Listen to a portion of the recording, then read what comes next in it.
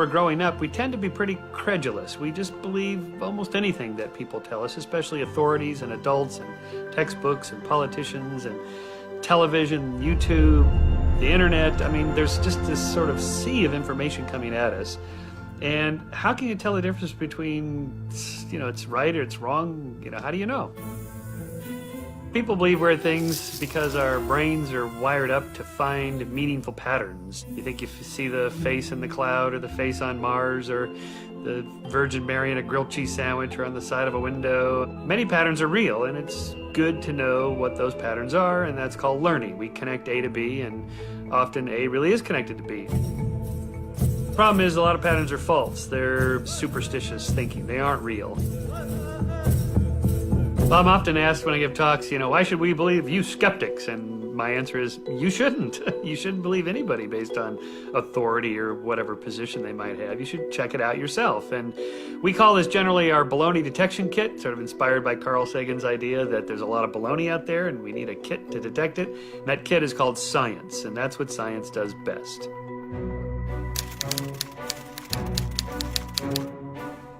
So the first of our baloney detection questions you should always ask when you hear somebody make a claim is, how reliable is the source of the claim? You do expect some errors to creep into data, of course, but the errors should be scattershot. They're random. This way, this way, this way, this way. The errors are here and there, and they kind of cancel each other out. If the errors are all in one direction, slanting toward a particular belief, then that makes us suspicious that there's something else going on. Like the global warming skeptics, for example, will often pick and choose data that always slants toward that particular belief, or their errors always slant toward skepticism about global warming. And that tells us there's something else going on there.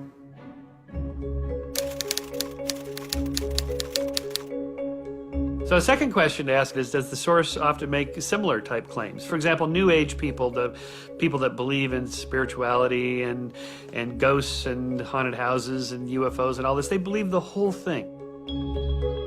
They tend to be more susceptible to magical thinking, or maybe they're heretics just for the sake of heresy.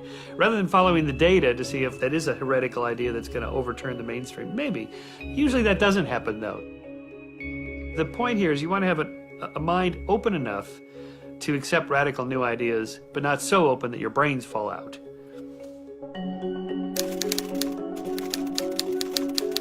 So the third point in our baloney detection kit is, have the claims been verified by somebody else? You make a bold claim, somebody else has to be able to go out and test it. So the classic case study on this is 1989 cold fusion claim. Pons and Fleischmann hold a press conference. They announce, look, we can produce fusion in a jar on a desktop. This will solve our energy crisis. This will be energy too cheap to meter. This will change the world. Everybody was all excited. It was in the headlines, front page news, the whole thing. Until people went out and tried to replicate their experiment and nobody could do it. So that told us right away, okay, there's something else going on here. It's a byproduct or an artifact. It's a chemical reaction. It's something other than what they claimed it was. So when you make a claim, if you don't have the data that other people can then go to their labs and run the experiment just like you did, if they can't get the same results, there's something wrong there. And in science, we require that. So our fourth point in our baloney detection kit is to ask, does this really fit with the way the world works? When you get one of those emails about the Nigerian, inheritance of $20 million, if you'll just send your money to them and then they'll send you the big pile of money, really, come on, is that really the way the world works? I mean, a pile of money for nothing? Probably not. For example, in archaeology, we often hear about, the pyramids, the mystery of the pyramids. Who built the pyramids?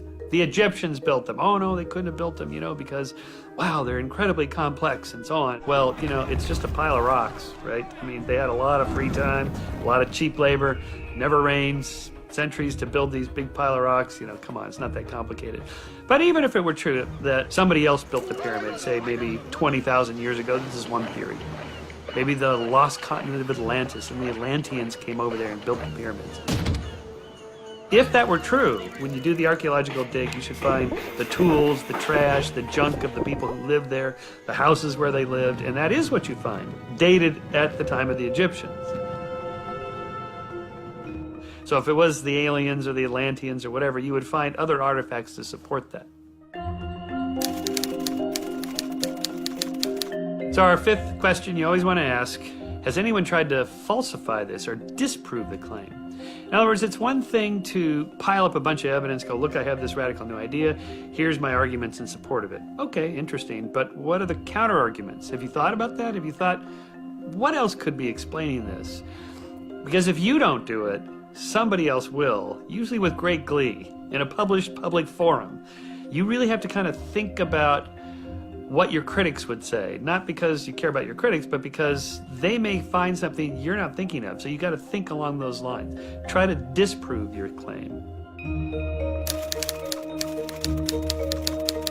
So our sixth point in our baloney detection kit is to ask where the preponderance of evidence points to, this theory or some other theory.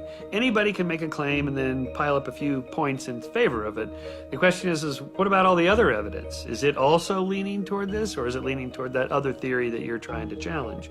So at all times, like in the theory of evolution, for example, creationists will say, well, just, what about this one little thing here? Well, okay, maybe there's a few gaps, or we can't explain this or that. But what about the 10,000 other pieces of evidence that are explained by the theory of evolution? How would you explain those with your other theory? In a way, science is a little bit like solving a crime. The guy never confesses, right? So you have to piece together the evidence that's available. And is it this guy, or is it that guy, or did this happen or that happen? And the way criminologists work is they try to kind of look at the massive data and go, you know what? It's all kind of pointing that guy did it. And let's see if we can build our case. And that's a little bit how scientists work. There's always other ideas. The question is, what's the one that the preponderance of evidence points to?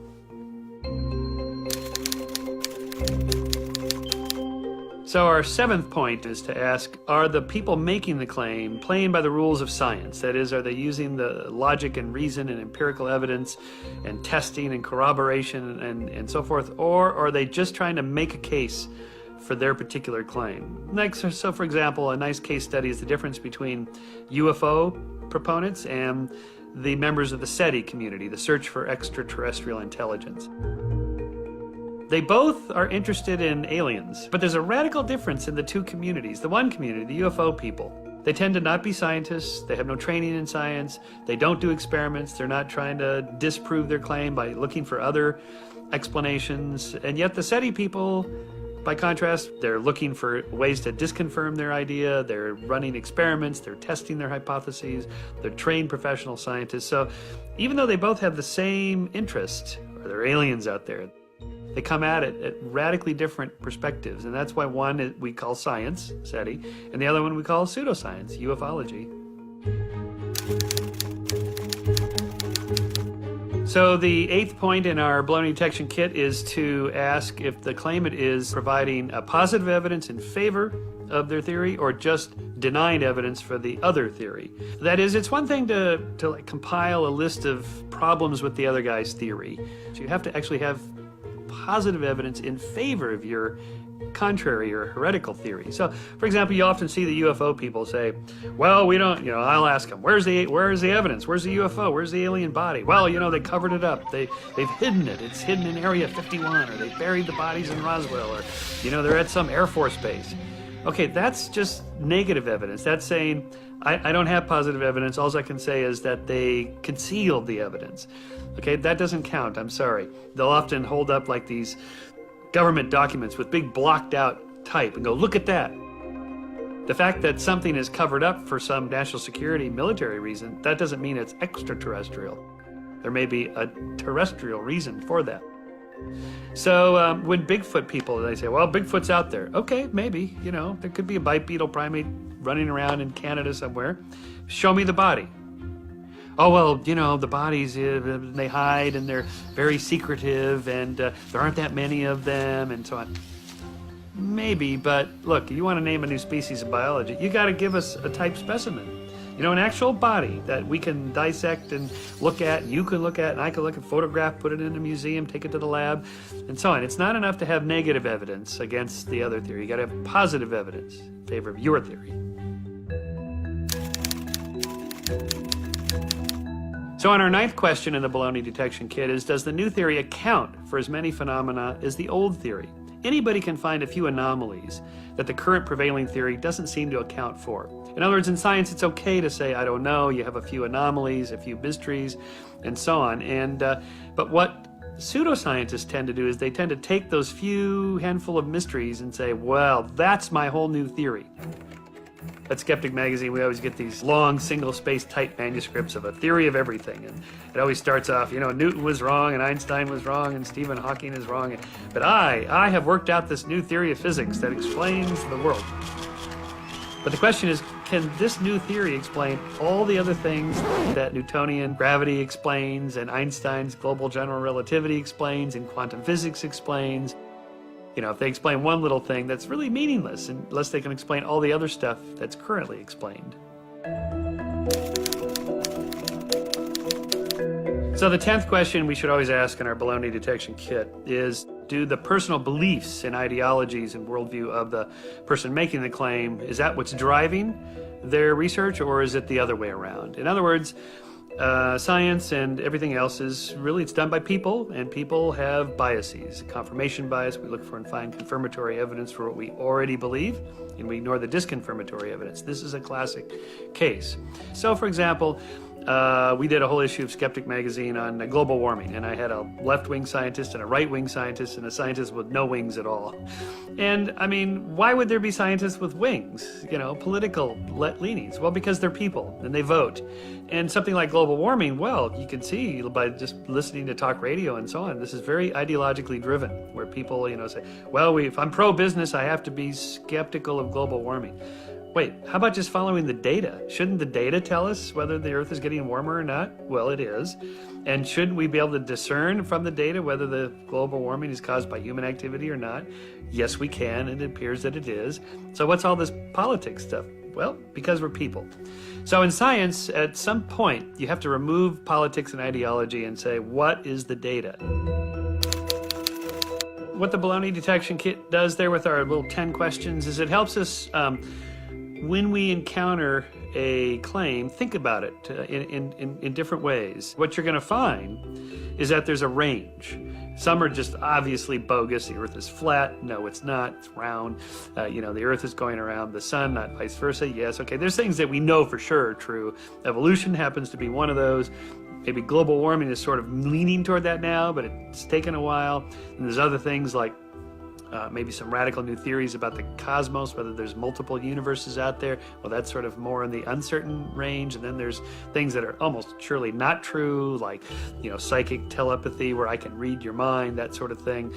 Those are surely not true. So you get this range of probably true to probably not true. Science is the best tool ever devised for understanding how the world works. And everybody knows that because they all go to doctors. And if somebody's flying at 30,000 feet in a plane, they're not skeptical of math and engineering. They know this is the best design possible, and so on. So most of us, when we're playing with our iPods or we're using our Google search engine and we're on the internet and we're watching our high-def televisions and so on, we love science. We know science works. And we know the basis of it is sound and all that stuff. In fact, really, science is the best thing ever devised for understanding the world. We should love it.